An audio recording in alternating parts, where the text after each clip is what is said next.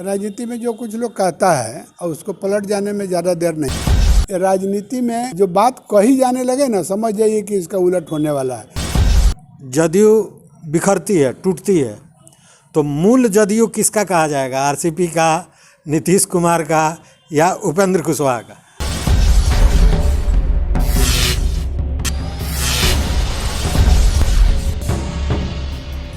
नमस्कार, मैं हूं राकेश कुमार। आप देख रहे हैं मत अभिमत।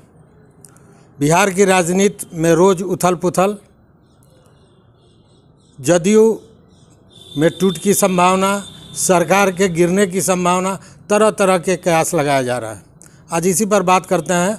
हमारे साथ हैं राजनीतिक विश्लेषक और वरिष्ठ पत्रकार चंद्रभूषण पांडे जी।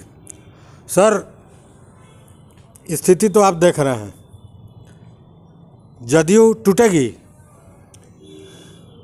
अब तो मझधार से अब आगे बढ़ रही है। जदयू का संकट अब मझधार से अब आगे की गति प्राप्त कर रहा है।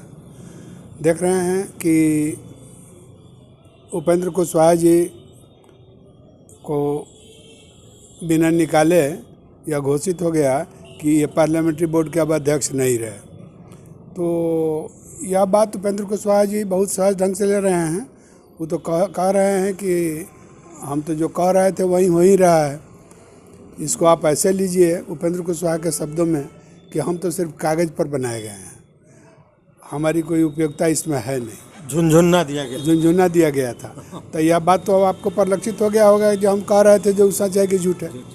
तो ललन सिंह जी ने, राष्ट्रीय अध्यक्ष जदयू के ललन सिंह जी ने जो कुछ कहा है उससे उसको इसी तरह ले रहे हैं। लेकिन इस बात से राजनीति का तापमान कुछ ज़्यादा ही बढ़ गया है। खास करके जिस दिन से उपेंद्र कुशवाहा ने चिट्ठी जारी की है अपने जदयू कार्यकर्ताओं के नाम से कि आप 19-20 तारीख को पटना पहुंचकर और विचार विमर्श हम लोग मिल कर के करें कि हमारी पार्टी कमज़ोर हो रही है और इन सब स्थितियों में हमको क्या करना चाहिए। और जो हिडन एजेंडा है जेडीयू का, अगर कुछ ऐसा है जो कोई डील हुआ है तो इस बात का भी सामने आना चाहिए कि हम जान सकें। कार्यकर्ता को जानने का यह अधिकार है जिसने अपने खून पसीने से पार्टी को बनाया है कि हम लोग के पार्टी के साथ क्या डील हो रही है। तो इन सब बातों से मुख्यमंत्री श्री नीतीश कुमार जी या राष्ट्रीय अध्यक्ष जेडीयू के ललन सिंह जी, इन लोगों में काफ़ी बेचैनी बढ़ गई है। मैंने ये पत्र के बाद ये तमाम चीज़ें शुरू हुई है कि संसदीय बोर्ड के अध्यक्ष नहीं हैं और तमाम बात। लेकिन ये तो स्पष्ट परिलक्षित होता है कि पत्र के आने के बाद, मतलब उपेंद्र कुशवाहा के बैठक को बुलाए जाने के बाद जदयू में खलबली मच गई है। अब ये बताइए कि आगे अगर जदयू बढ़ता है तो ये भी सुनने में आ रहा है कि 3 फाड़ हो जाएगा। हाँ, इसमें जदयू के जो भीतरी सब झंझट बढ़ता जा रहा है उसमें अब स्पष्ट रूप से रेखा खींच रही है कि जदयू के इस या बैठक हो रही है, नहीं हो रही है, कितना सफल हो रहा है, नहीं हो रहा है, इन सब बातों पर भी आगे की बात को हम लोग आकलन करेंगे, देखेंगे। लेकिन वर्तमान परिस्थिति में अब जदयू 3 खेमों में बढ़ती नजर आ रही है। जदयू का एक खेमा आरसीपी सिंह साहब के साथ जुड़ गया है, जिसको मोबिलाइज कर रहे हैं। और दूसरा खेमा जो जदयू के शीर्ष पर जो लोग हैं, जैसे ये मुख्यमंत्री श्रीमान नीतीश कुमार जी, ललन सिंह राष्ट्रीय अध्यक्ष, उमेश कुशवाहा बिहार के प्रांतीय अध्यक्ष जेडीयू, ये सारे जो लोग हैं इनके प्रवक्तागण, ये लोग एक खेमे में हैं। दूसरा खेमा आरसीपी सिंह के साथ हो गया और तीसरा जो बड़ा खेमा होगा कार्यकर्ताओं का, और उसमें कुछ विधायक लोगों का भी नाम आ रहा है, वे लोग उपेंद्र कुशवाहा जी के साथ हो जाएंगे। इस तरह से यह 3 भागों में विभक्त अब दिखाई देने लगा है। 3 धड़े में है। 3 घड़े में है सर। लेकिन जैसे एक तो उपेंद्र कुशवाहा का हो गया, एक आरसीपी सिंह का हो गया, तीसरा किसका होगा? क्योंकि कहने को कहा जा रहा है कि मुख्यमंत्री नीतीश कुमार, लेकिन नीतीश कुमार आज के दिन में जदयू में है क्या? हाँ, नीतीश कुमार जी तो जदयू में अभी कुछ नहीं है। नीतीश कुमार जी सुप्रीमो हैं, जो सुप्रीमो कहा जाता है वो सुप्रीमो हैं कि सबसे बड़े हैं। ललन सिंह जी उनके जो जेडीयू के राष्ट्रीय अध्यक्ष हैं वो तो कहते हैं कि मालिक हैं, हम लोग सिपाही हैं। तो मालिक हैं, नीतीश कुमार जी जेडीयू के मालिक हैं, बाकी लोग सिपाही हैं। तो इस तरह अब नीतीश कुमार जी का अपना वजूद है, बिहार के बहुत सीनियर पॉलिटिशियन हैं, इसमें कोई शक नहीं है। और संख्या बल कम होने के बावजूद भी 17 साल से मुख्यमंत्री बन कर के बैठे हुए हैं, तो वजूद तो इनका बहुत बड़ा है, औकात बहुत बड़ी है। तो इसलिए नीतीश कुमार जी अपने वेट से इसको दाबे हुए हैं। तो जब तक वे मुख्यमंत्री के पद पर हैं तो इनका वेट बहुत ज़्यादा है, और जब पार्टी छिन्न भिन्न हो जाएगी तो न पद रहेगा न वेट रहेगा, तब तो छिन्न भिन्न हो ही जाएगा। बड़ी बड़ी पार्टियां टूट जाती हैं तो हल्की हो जाती हैं।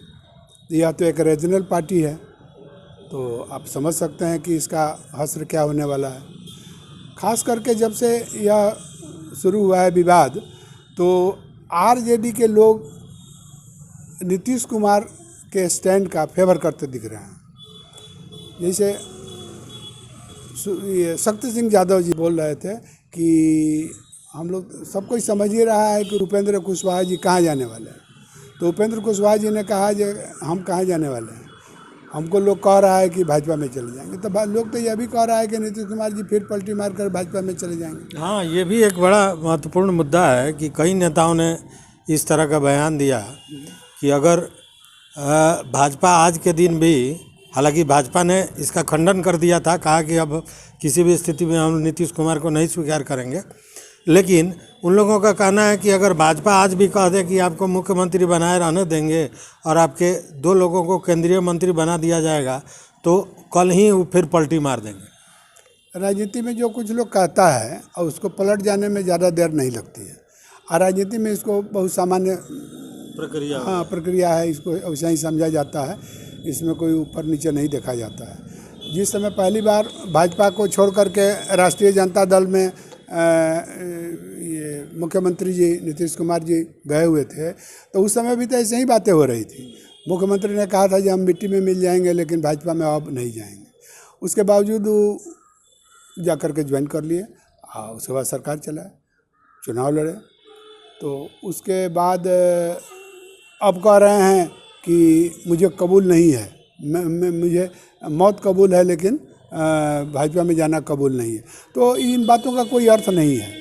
सवाल यह है कि प्रशांत किशोर जो उनके बहुत नज़दीकी आदमी थे नीतीश कुमार जी के, मुख्यमंत्री के, तो वे भी अपनी पदयात्रा के जो भाषण करते हैं अपनी सभाओं में, उसमें ही बार बार कह रहे हैं कि साहब ये तो तय हुआ था, उन्होंने कहा था कि अब भाजपा के साथ नहीं जाएंगे, तब हमने चुनाव लड़वाया था और तरकीब लगा करके कैसे कैसे जो है सो सांसदों की संख्या हमने बढ़ाई थी।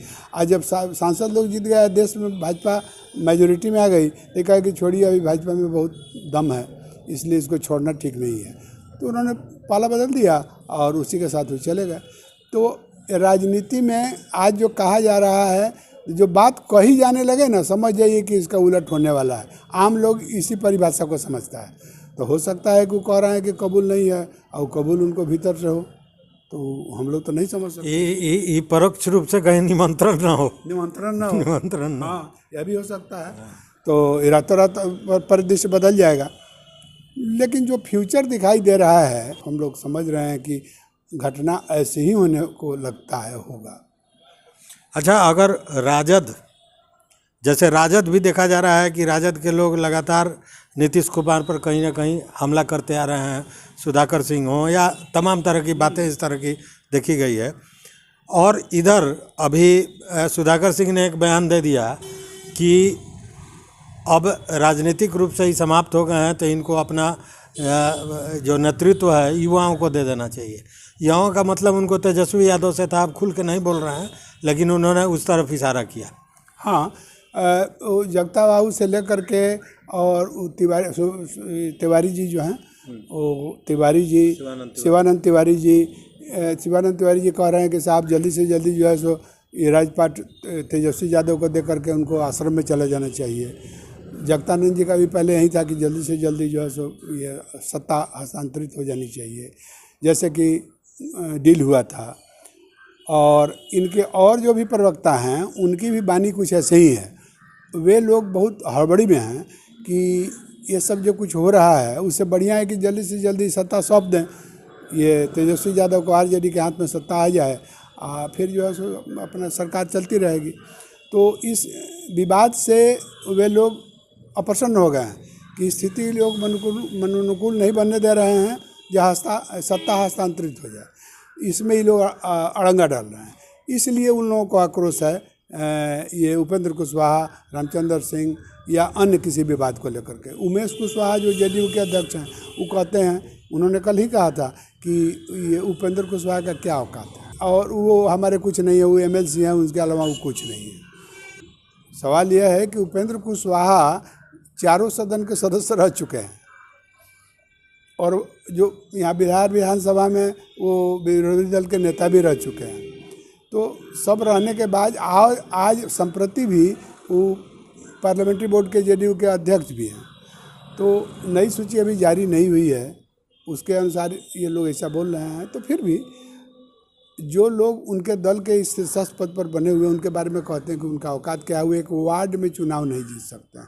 तो जहाँ जिस पार्टी के स्टेट के अध्यक्ष अपने एमएलसी के बारे में, अपने पार्लियामेंट्री बोर्ड के अध्यक्ष के बारे में ऐसी बात बोलता है, तो आप समझ सकते हैं कि जेडीयू में उपेंद्र कुशवाहा की स्थिति क्या है और भीतर खाने में क्या बात हो रही है। भीतर खाने की बात से ही उत्प्रेरित होकर के जेडीयू अध्यक्ष ने इसी बात कही होगी। बिल्कुल। तो इसका मतलब है कि जो भीतरी राय है वह यही है कि कुछ नहीं है, अगर ये जाते हैं तो इन्हें जाने दीजिए। और लेकिन हाथ है कि हम जाएंगे तो ले के जाएंगे कुछ। मैंने एक तरह से कहा जाए कि मर्यादा का कहीं ख्याल नहीं रह गया है। वो लोग जो उपेंद्र कुशवाहा के सामने कुछ नहीं है, वो भी इस तरह का प्रलाप कर रहे हैं। लेकिन अब अंतिम सवाल और बड़ा प्रमुख सवाल सर, अगर जदयू बिखरती है, टूटती है, तो मूल जदयू किसका कहा जाएगा? आरसीपी का, नीतीश कुमार का या उपेंद्र कुशवाहा का? अब अगर ऐसा कुछ होता है तो बड़ा गंभीर सवाल है कि जेडीयू कौन असली होगा। अब हम सच तो यह है कि जेडीयू अगर टूट जाती है किसी तरह तो जनता ही जो है सो इसको बताएगी कि जेडीयू असली कौन है, क्योंकि जनबल जो है वही असली, उसके पास शक्ति है, पावर है। और ऐसे दूसरा पावर चुनाव आयोग को है ना, तो वो भी बताएगी। वो तो वैधानिक रूप से है, लेकिन एक राजनीतिक विश्लेषक के रूप में आप क्या मानिएगा? हमको तो कुछ कहना बड़ा कठिन है कि किसको हम लोग अभी कहें कि हाँ असली है और कौन नकली है। अब चूँकि जो भी होगा उपेंद्र कुशवाहा और नीतीश कुमार में ही होगा। हाँ। इसलिए कि दोनों आदमी जब समता दल बना था तब से हैं। तो अब इन लोग का संख्या बल पर ही जो है सो पता चलेगा। हाँ, सवाल है कि बल तो दिखाई देता है आम लोगों को एमएलए और एमपी में, और चुनाव का समय जब आता है तब असली बल दिखाई देता है वोटर्स में। तो अभी एमपी और एमएलए लेकर के ही लोग इसका आकलन करेगा। वैसे ही हुआ ना, कुछ दिन पहले जो लोजपा में टूट हुआ तो चिराग पासवान के साथ कोई नहीं था, और ये उनके जो चाचा हैं पारस जी, उनके साथ लोग रहे। लेकिन 2 महीने में स्थिति कैसी हो गई कि सब कुछ रहते हुए भी ये चिराग पासवान भारी हो गया और वो हल्के हो गए, मंत्री होकर के भी हल्के हैं। तो राजनीति यही कहते हैं, ये समझदारी की चीज़ है। तो राजनीति में कुछ भी हो सकता है और राजनीति इसी को कहते हैं। अब देखना है कि ये टूट होता है तो जदयू किसके पाले में जाती है, मतलब ओरिजिनल किसका कहा जाता है। यह बड़ा गंभीर सवाल, और सवाल का जवाब भी आपने सुना कि 2 तरह से इसका आकलन होता है, एमएलए एमपी को लेकर, और बाद में असल आकलन जनता करती है। तो देखते हैं आगे क्या होने वाला है, चूँकि जो भी होगा बहुत जल्द होगा। तो देखते रहिए मत अभिमत। बहुत बहुत धन्यवाद आपका भी, बहुत बहुत धन्यवाद। धन्यवाद सर, धन्यवाद।